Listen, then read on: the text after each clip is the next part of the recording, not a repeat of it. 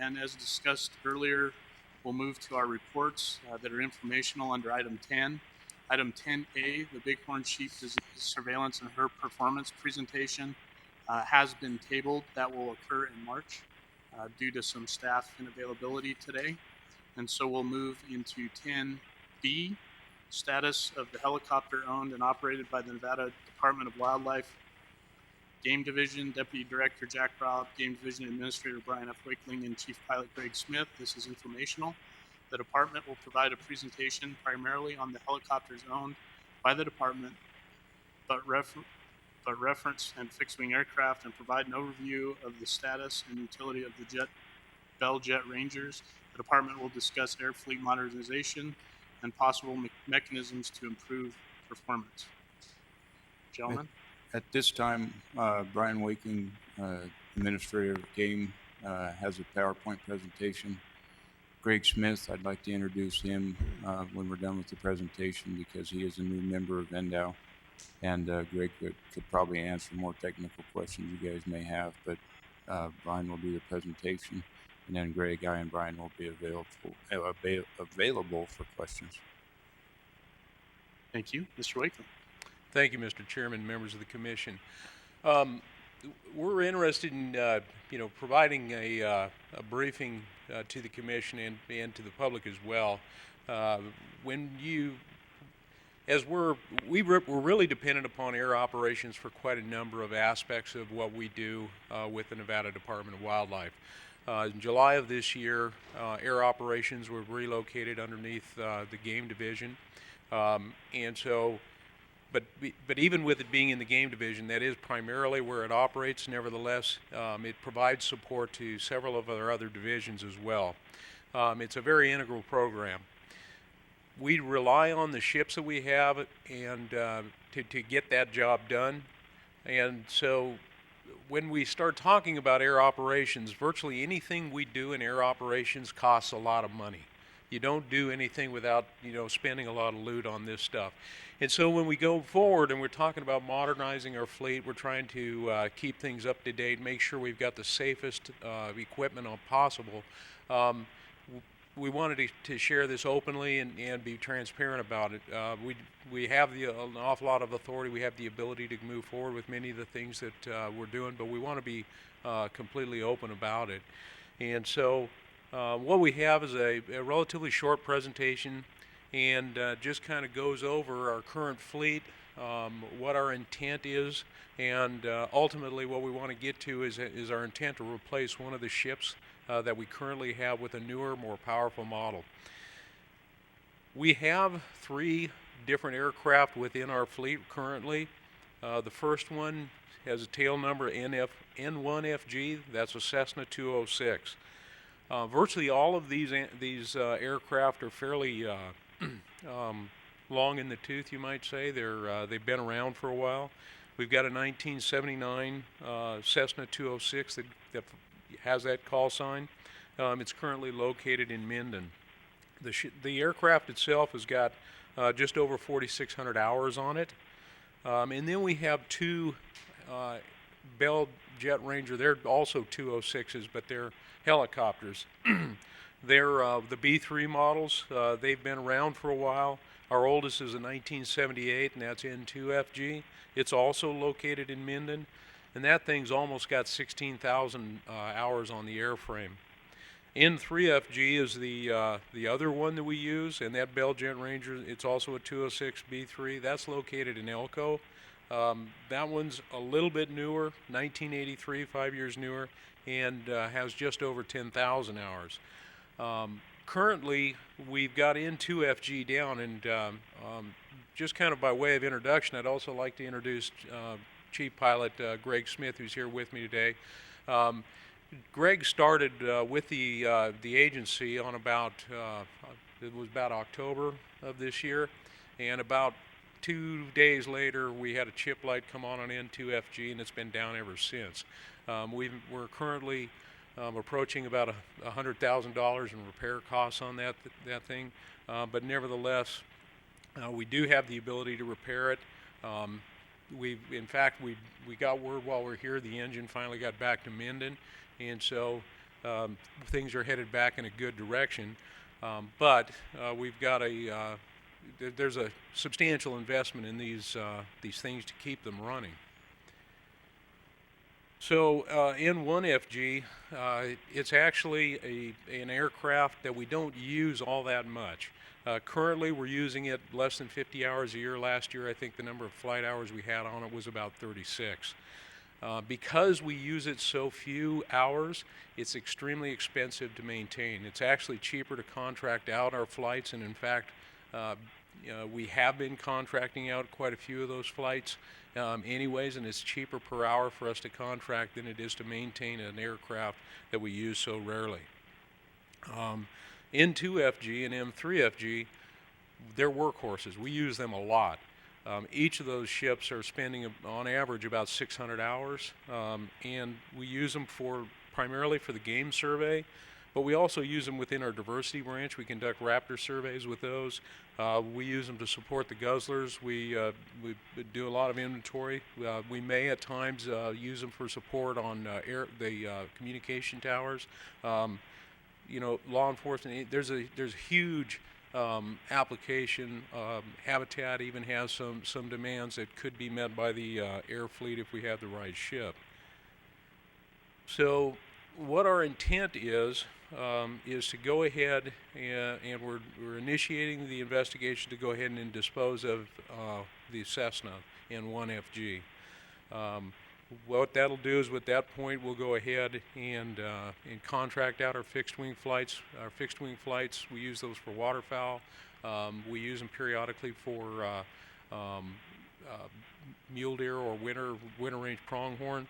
And it's more efficient. We've got contract pilots that use those aircraft all the time. What we want to use is with the new engine, or with the rebuilt engine that we just received, what we want to do is actually shift that into N3FG, the existing aircraft that's in Elko that we want to maintain. So we'll put the new engine in that rather than in N2FG. Then we'll bypass some maintenance that's actually upcoming fairly shortly on that front. Switching engines in helicopters is somewhat less involved than what it is in shifting engines within your F-250 or something of that nature. It's a more straightforward process. And then our intent would be to go ahead and dispose of N2FG as well. Then we want to replace N3FG with a newer, more powerful ship. And the one we've been looking at, and we're actually negotiating a lease on currently, so that we would be able to evaluate its performance, see whether or not it actually meets our needs, is a Cessna not a Cessna, it's a Bell 407 HP. Now, before I should get into that aircraft too much, what I wanted to do was talk a little bit about helicopter operations just in general. Just kind of the dynamic of where helicopters perform well. The graph that you see before you has got a red shaded area. This is what they call the dead man's corner or the dead man's curve. Essentially, you want to stay high or you want to be moving rapidly in order to maintain the safest operation virtually for any aircraft, but even more so with helicopters. Helicopters are capable of operating at low elevations. That's what we use them for. We want to be able to travel slowly so that we can actually classify animals. And so doing wildlife work, we are almost always flying right on the ragged edge of the dead man's curve. And so if we've got an aged aircraft that has less power, this curve, this corner, is actually larger in size than if we've got a newer and more powerful ship. If you look at safety aspects of wildlife biologists, where we lose wildlife biologists, Nevada has an impeccable safety record. But if you look across the country, the places where people die the most frequently is in aircraft. And so we want to make sure that we've got the most up-to-date and useful equipment possible. So an example, one of the things we're looking at, and this is the ship we're negotiating, trying to be able to use on a lease, is a 407 with a Honeywell engine on it. And when you compare that with the average 407, a 407 differs from the 206. It's a more powerful ship. The 407 HP is even more so. 407 looks very similar to the 206, but it's got 4 blades rather than 2. It can lift more weight. It can operate at higher elevations. It can hover at higher elevations. In this graph, you've got, looking again, the black lines of 407 was standard 407, just as it was in the prior graph. But another ship that you may have heard referenced periodically is what they call the A-Star, a Eurocopter. That's a very powerful ship. It's a little bit different, typically a 3-blade. What you see is that blue line is where that one operates. The 407 with the HP has got even better performance than that. It can lift higher, lift more weight. And this is what they call the hover out of the ground effect. So if you get above the ground, as you approach the ground, you do get some additional resistance from the air at that level. But if you get above that, again, you see the superior performance of the 407 HP. One of the things that people often say, well, you know, gosh, if you've got a newer ship that's bigger and more powerful, clearly it's going to burn a lot more fuel. Actually, the 407 is very comparable and possibly even more fuel efficient than the 206. Both of them run 450, 500 an hour, and they'll run through 35 to 38 gallons of jet fuel every hour. If you look at what other wildlife agencies are using or forestry departments, very rarely do you see any of those using the Bell Jet Ranger 3s any longer. A lot of those are just moving out. They're still perfectly functional aircraft. They've been well maintained, and so we've got the, you know, they're not an unsafe ship to operate, but the 407 certainly exceeds the 206 in performance all the way around. Now, when I said that we talk about a little bit of money when we start talking about helicopters and air operations in general, the acquisition cost is somewhere going to probably be between $2.4 or $2.8 million. Most of this is eligible to be paid for through the Federal Aid and Wildlife Restoration Grant, Pittman-Robertson. This for any of the money we use through the Pittman-Robertson grant, it requires a 25% state match. And so what we need to do at that point is find that match. We have several mechanisms we're planning to pursue within the agency, including heritage funds and upland game bird stamp funds. But in addition to that, we've also been in conversation with several of our funding partners. And this is just a partial list, but you can see virtually every chapter of NBU, Elko Bighorns, SCI Nevada, Nevada Muleys, and Chucker Foundation. You know, nobody's written a check for us yet, but we're just initiating that conversation. But we've had very, very positive feedback from the groups. They have always been supportive of the department whenever we've needed to come to them for funding, and we expect them to continue to do so. Our intent is then to pursue this acquisition shortly after the fiscal year 17 initiates. But in the meantime, we do plan to pursue a lease. That lease, like I said several times, we're in the process of negotiating that lease. We have not yet signed anything. And our intent is to try it before we buy it. You know, if we're going to go out and lay out $2.5 to $3 million, we want to make sure it's actually that we've had a chance to test drive it and spill, you know, something on the seats or something. Anyhow, that concludes the presentation. We're certainly eager to answer any questions that the commission may have, and so it's your pleasure. Questions from the commission? Commissioner Young? Of course I got one. Who made the decision to go only with bells, Brian? Is that just a long-standing tradition? Is it a maintenance program? Is it you got your own, I'm assuming your own hangar with your own chief maintenance officer and long history with Bell? Mr. Chairman, Commissioner Young, at this point we haven't committed to anything. What we've done, and I can let Greg speak to this a little bit more directly, but we looked at the performance with a variety of different aircraft, and this one seems to meet our needs. It's similar to the Bell 206s that we're currently operating. It has a lot of similarities with what we're doing, a lot of the same basic frame. For instance, going with an A-Star, you wind up with a slightly different conformation.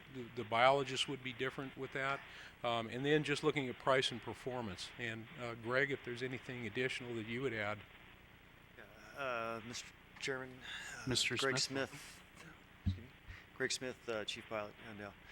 But we've had such a long history with Bell, and we've kind of our maintenance program is a Bell house. Both sides are tooling. Yeah, it's just yeah, great aircraft. Yeah, Mike, please. Got 53rd anniversary with right. no serious injuries or ever a fatality in our unit, flying all kinds of missions, search and rescue. And everything. But it's preference, but it is It's- cost. And Right. I just wondered why you were so strong on the bells. We got one bell. Some of the guys like it, some of them don't. But I said, Right. I didn't know if you'd looked at. McDonnell Douglas has been a little flaky over the years, but it is a Yeah, very we have, fine and helicopter. just the high altitude performance. Yeah. This one just far Yeah. exceeds that. Yeah. So How many hours a year do you guys fly? about 1,200. So it's between two ships. That's pretty steady. Yeah, flying. it is. That's good. That's you guys. I think that's all good stuff. Thanks. Additional questions or comments? I had one just from a familiarity and training standpoint. Mr. Smith, maybe you can tell me in the new model we're looking at if our pilots are familiar and trained on the new version that we're looking at. Yes and no. It's very similar to what we have been flying. It's a different engine package. It is a different rotor system. It's a different helicopter, but it's based off of a Bell Jet Ranger. It's the latest, greatest version of a proven airframe. In your professional opinion, this is an upgrade in terms of keeping our people safe? Tenfold. Not even close. All right. Well, I'd like to thank you and your fellow pilots for keeping NDOW staff safe for all these years. Keep up the good work. Appreciate it. Additional questions or comments? I have a comment, Commissioner Drew, when you're ready. Mr. Rob. One of the major things we're looking at here is a safety factor we can give our employees, and that is of utmost importance. And we've been looking at the evaluations of what we've been getting away with in a 206. And I put it that way, getting away with, we have an underpowered machine at the elevations we're flying with the weight we have in them. And luckily we've had some very, very, very good pilots. But we want to give an added safety element to the pilots. And that is one of our major concerns and why we're looking at the ship we're looking at, because it is built for altitude. And as you know, we're at altitude quite a bit doing what we do. Anything else?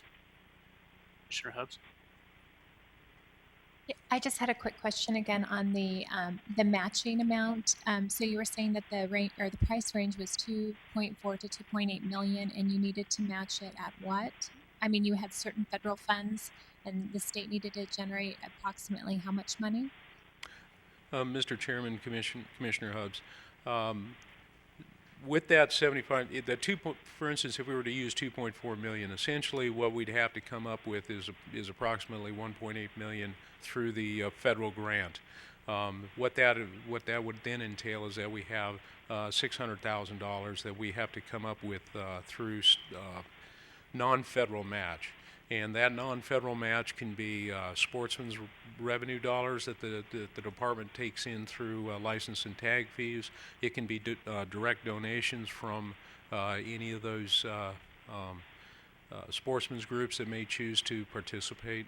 And so, we're not looking for them to cut us a check for $300,000. We're looking for fairly small contributions. Well, I say fairly small. I wouldn't even want to have to put up $10,000 myself. It's small when it's coming from them. It's big if it's coming from me. But we're looking for relatively small contributions, proportions of that contribution from them. Thank you. Thank you. So Brian, you can use in kind for this too, is that correct? But I'm sorry, pardon me. You can use in kind for this too, right? Mr. Chairman, Commissioner McNinch, in-kind contributions are certainly eligible to match federal dollars. However, when we take delivery of a ship like this, we are going to have to turn loose of $2.5 to $3 million, and so in-kind dollars are certainly eligible for matching on federal dollars. You're correct. Additional questions or comment? Commissioner Bliss? Yeah, thank you, Chairman Drew. With this new helicopter, the talking about having more power and more lift. In the past, we've had in these drought situations. Would we be able to, or you be able to, with that helicopter, be able to haul water to some of these guzzler sites and drop water with that particular machine? Greg Smith, absolutely. Yeah, we'd be able to. It's got a cargo hook on it. We can use a Bambi bucket. I came from the firefighting world, so I've dropped thousands of buckets of water. So, it's actually at about 6,000 feet. It actually surpasses our Hueys on the fire side. So it's power. It's a good machine. Like I say, it's made to go high and hot. And that's what we've got here in Nevada.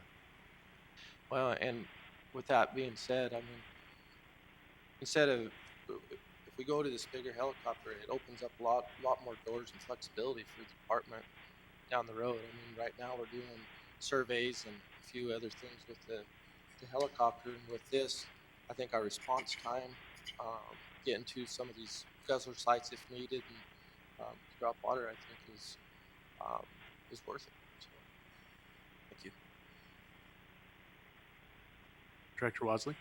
Mr. Chairman, if I might add to Commissioner Bliss's question, I think the increased utility is definitely one of the things we're looking at, not only water, but the ability to perhaps put a seed bucket where historically we always contracted our re-veg work, post-fire re-veg work. So I think there's increased utility in addition to the safety, and I would also like to state for the record that it's our intent to use donation dollars and some of the restricted reserve accounts and not have to use any of our sportsman revenues towards our $600,000 of that match.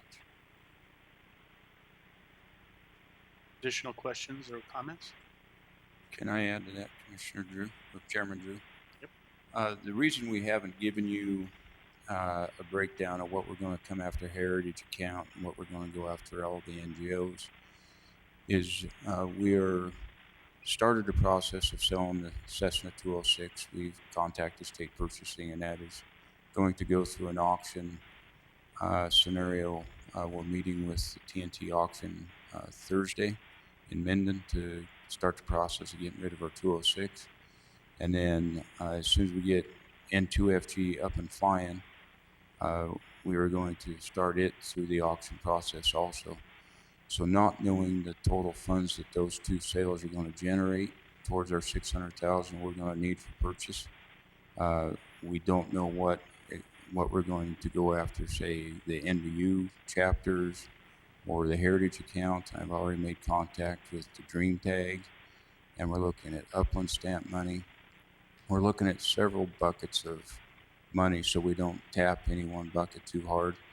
And we're really looking as much for financial support from the NGOs as support of our air operations, so when we get to an IFC or a BOE, that we can show that we have tremendous support by the groups that we represent and work for. Any other questions or comments? All right. Thank you, gentlemen. Thank you, Mr. Chairman. We'll close item 10B